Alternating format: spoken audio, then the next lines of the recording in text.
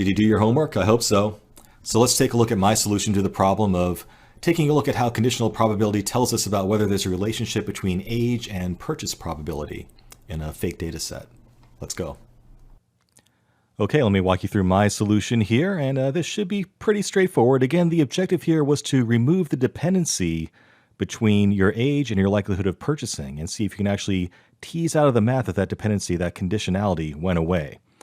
So if you recall from our walkthrough of this code that generates our data set, we used to have a line here on purchase probability that generated that based on your age. It basically took your age decade and divided it by 100 to create that condition between your age and how likely you are to purchase something. So what I've done here instead is just hard-coded that to 40%. So there's no longer any relationship between your age and your likelihood of purchasing something. So let's go ahead and regenerate that data set, removing that dependency between age and purchase probability. So now we can compute P of E given F again. Again, that's the probability of making a purchase given your age. For some age group, we'll pick 30-year-olds again just to be consistent. So again, we'll compute the total number of purchases by 30-year-olds by the total number of 30-year-olds, and we end up with the number about 40%.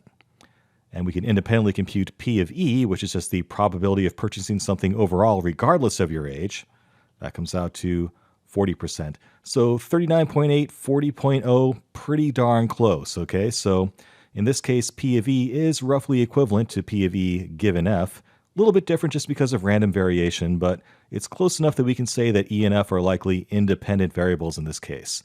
So the math told us that P of E given F is the same as P of E, more or less. And sure enough, that does reflect the fact that we removed that tie between age and purchase probability. So I hope you were able to reach the same result and learn a little bit of something along the way about conditional probability and how to tease those dependencies between your various features of your data set out of the math. Okay, hopefully you arrived at a similar solution on your own. If not, go back and study my solution. It's right there in the data files for this course if you need to open it up and study it and play around with it. And with that behind us, let's move on to Bayes' theorem.